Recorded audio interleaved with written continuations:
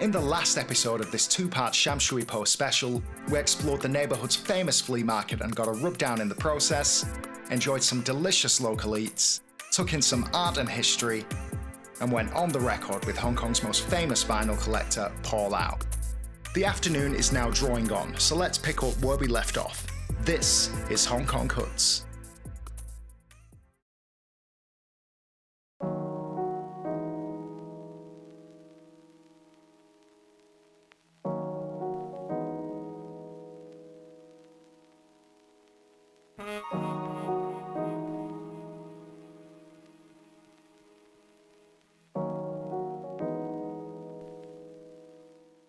Hi everybody, thank you for joining me for part 2 of our Sham Shui Po adventure. We're going to get on with the first activity of the afternoon in a sec, but before that, allow me to reveal a little bit more of the neighbourhood's history. After the mid-century doldrums caused by World War II and the fire of 1953, as we touched on last episode, Sham Shui Po bounced back. And by the 1960s, the neighbourhood had firmly cemented itself as the beating heart of Hong Kong's textile manufacturing industry. Reminders of this history are threaded throughout the neighbourhood, with entire streets dedicated to buttons, beads, ribbons, and it all goes to make Sham Shui Po a fashion designer's paradise. Right now we're on Tainan Street, also known as Leather Street, for the historical presence of leather goods stores here, and I'm about to get hands-on with history, as some of these stores offer workshops in which they'll guide you through making pretty much whatever you want out of leather. I need a new wallet, so let's go make one.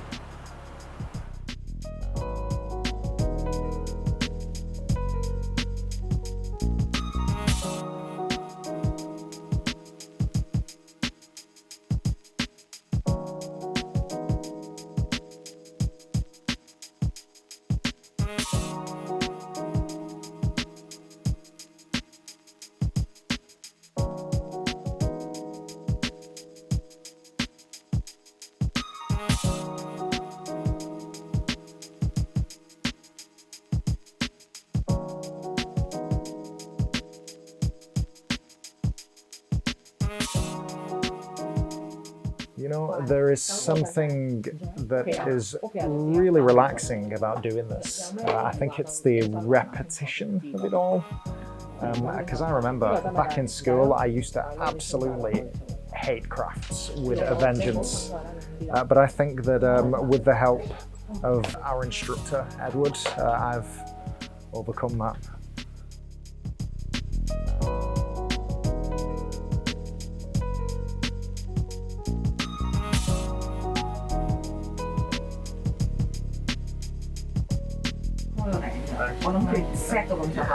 Very nice.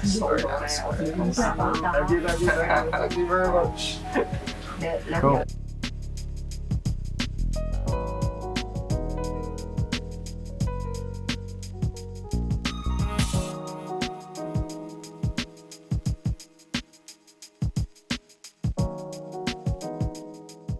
Following the fun at the leather workshop, let's delve deeper into Sham Shui Po's textile history, starting with a wander around Yen Chow Street Hawker Bazaar. This fabric market has been around since 1978 and is notable for its roof, which is made of corrugated iron and plastic sheeting, and under which vendors sell fabrics of almost every type and colour imaginable. Now let's take it back to the streets, where there's much more on offer materials-wise, and see if we can awaken our inner fashion designer.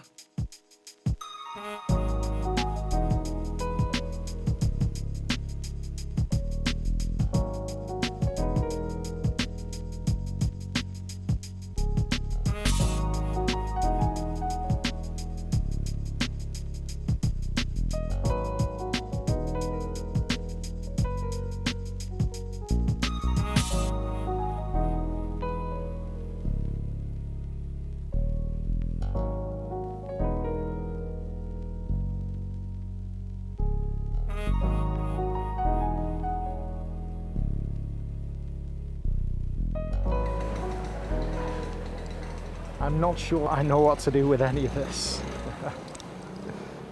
All that shopping has left me parched. Time for a late afternoon coffee.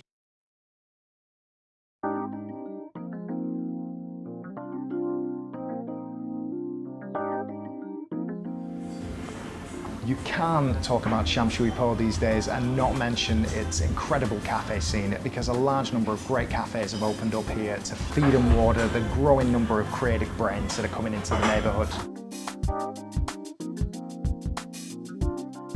We've sat down in Flow, a new addition to the Sham Shui Po scene that specialises in drip coffee from all over the world. And it's typical of cafes around here due to its industrial and minimalist aesthetic. Let's try the coffee and see how it tastes.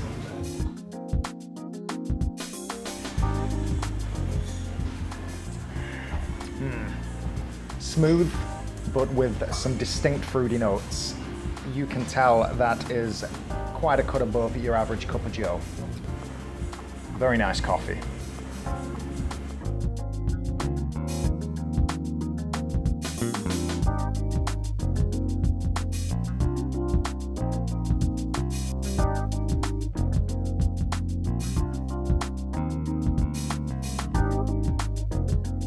As the sun begins to set over Sham Shui Po, let's go and fill our stomachs at one of the area's most famous street food spots.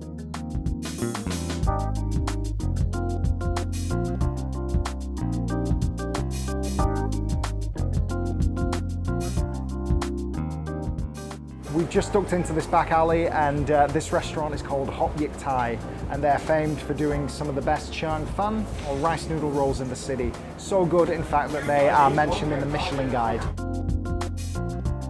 What I love about this place is so Hong Kong. You can eat inside, or you can just come out here on the back alley and eat them while you rub shoulders with strangers. These look absolutely beautiful, so colourful with all the sauce on them. Can't wait to taste them. Let's see how they are.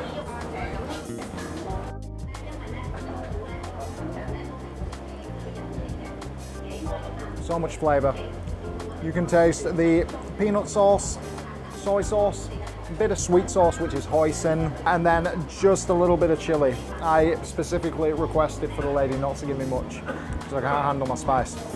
But those are absolutely lovely, really nice, beautiful texture, great street food.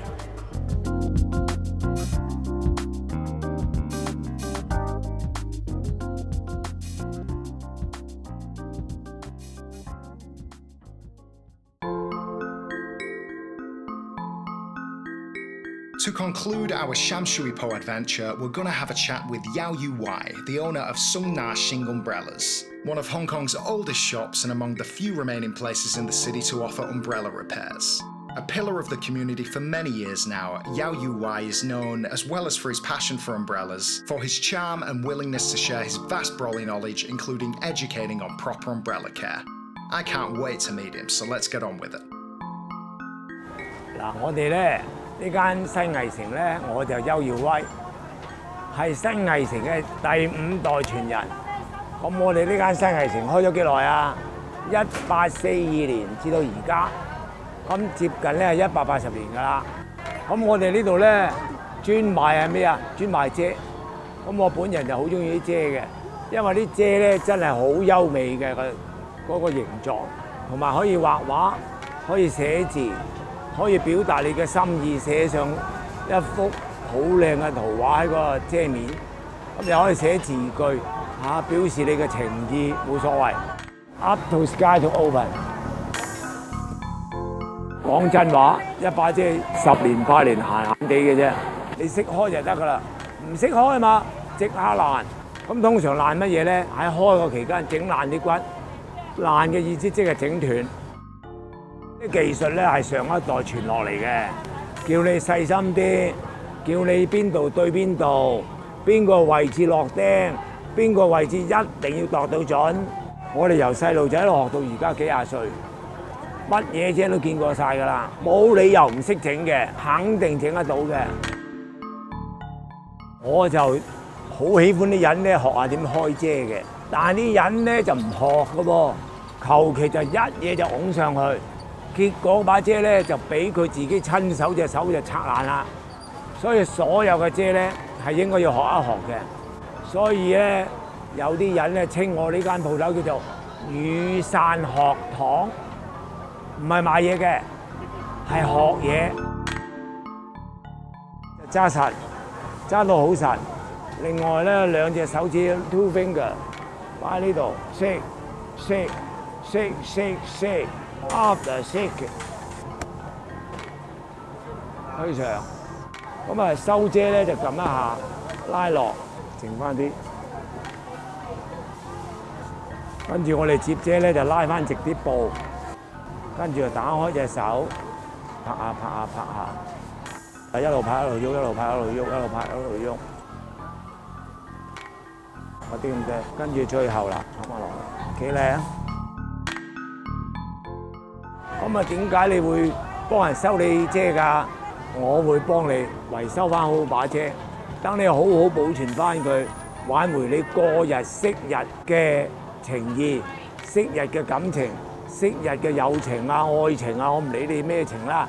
總之咧，我希望你咧能夠借助呢把遮咧，回想翻當日嘅美好嘅時光，係就係，所以我就幫你整嘅啫，唔係賺錢㗎。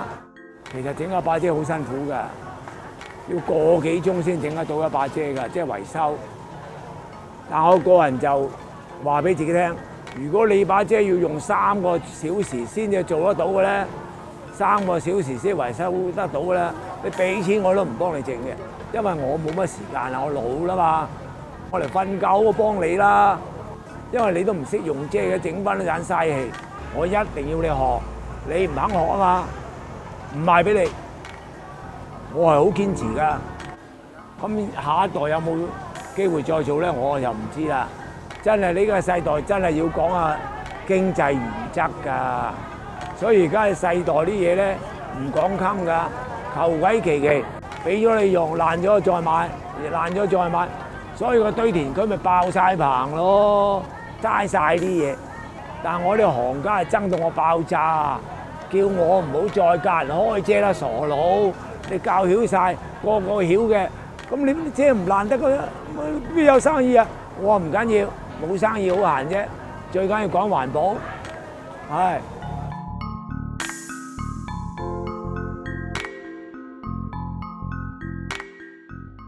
就係我發明嘅，我諗出嚟嘅，係鐵絲，係嗰啲遮骨做嘅。喺個天度 sky 飛下飛下飛下飛下，一見到條蛇，一擔住佢唔放。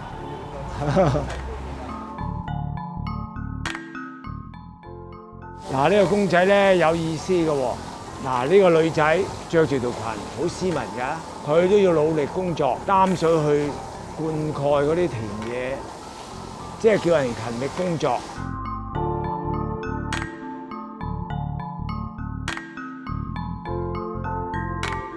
拜拜。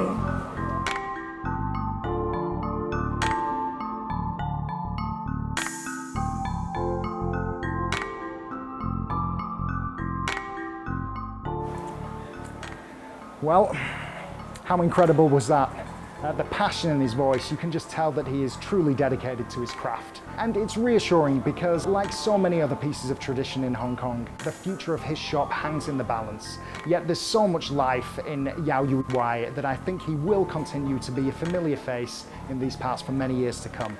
What interested me in particular was his concern about wastefulness and his determination to combat it, and how this directly mirrored the sentiments of Paul Howe, who we interviewed in the last episode, albeit this time through umbrellas rather than records. For me, the pair of them, through what they practice and they preach, embody Sham Shui Po, a neighbourhood that boldly goes against the grain, taking things that in other places may be considered old, derelict, unusable, and breathing new life into them to make something beautiful. And with that, our time in Sham Shui Po has come to an end. I hope you enjoyed our journey around this fascinating neighbourhood as much as I did, and if so, please like, subscribe and hit the notification bell. Thanks for watching, and I'll see you next time on Hong Kong Hoods.